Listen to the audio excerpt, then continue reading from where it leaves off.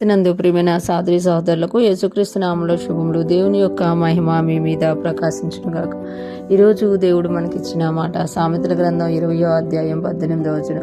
ఉద్దేశములు ఆలోచన చేత స్థిరపరచబడును, వివేకము గల నాయకుడివై యుద్ధం చేయము. ఈ మాటలు మనం సామెతల గ్రంథంలో చూస్తున్నాము. ఉద్దేశములు ఆలోచన చేత స్థిరపరచబడును. ఎప్పుడైతే మనము ఒక ఉద్దేశం కలిగి ఉంటామో ఆ ఉద్దేశము ఆలోచన చేయడం వల్ల ఆ ఆలోచన చేస్తే అది స్థిరపరచబడుతుందంట.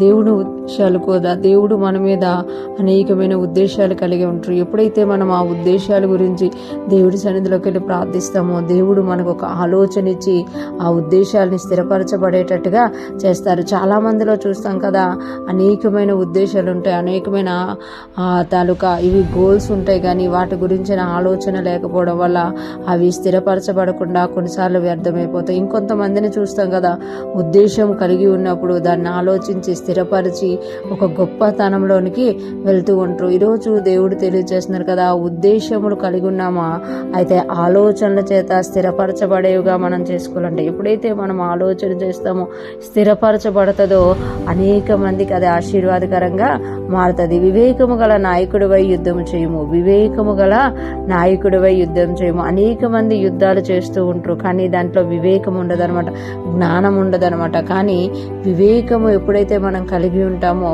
అప్పుడు మంచిగా యుద్ధం చేస్తాం. వివేకము గల నాయకుడివై యుద్ధం చేయు అంటే వివేకం లేకుండా యుద్ధం చేయడం వల్ల లాభం ఉండదు. కనుక వివేకము కలిగి ఉండాలి. దావీదు మహారాజు అంటారు కదా, నా దేవుడు నా చేతికి యుద్ధమును నా వ్రేళ్లకు పోరాటమును నేర్పించారు అని.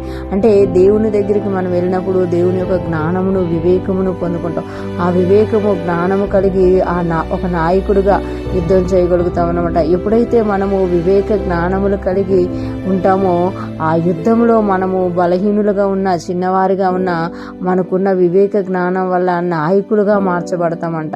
ఈ లోకంలో అనేక మంది నాయకులుగా మారడానికి కారణం ఏంటి అంటే వారి వివేకం అనమాట. మనం చూస్తాము, మన భారతదేశంలో పోరాటము జరిగినప్పుడు స్వతంత్ర పోరాటము అనేక మంది యుద్ధాలు చేశారు, కానీ ఎవరైతే వివేకం కలిగి ముందుకు నడిపించారో వాళ్ళ పేర్లు మాత్రమే దేశము గుర్తుంచుకుంది. వాళ్ళ వెనకాల అనేక మంది అనేకమైన త్యాగాలు చేశారనమాట. అవన్నీ గుర్తుండవు. ఎందుకంటే వివేకము గల నాయకుడు యుద్ధం చేసినప్పుడు నీ యొక్క యుద్ధము జ్ఞాపకం ఉంటుంది అనమాట, నీ నాయకత్వం జ్ఞాపకం ఉంటుంది. ఒకవేళ అవివేకంగా చేస్తే అది మర్చిపోబడుతుంది అనమాట. ఈరోజు ఫ్రెష్ మనం ఉంటున్న ప్రతి ఒక్కరూ జ్ఞాపకం చేసుకోవాలి. మనం ఏదైనా ఉద్దేశం కలిగి ఉన్నామో దాన్ని ఆలోచన చేసి స్థిరపరచుకునే వారిగా ఉండాలి.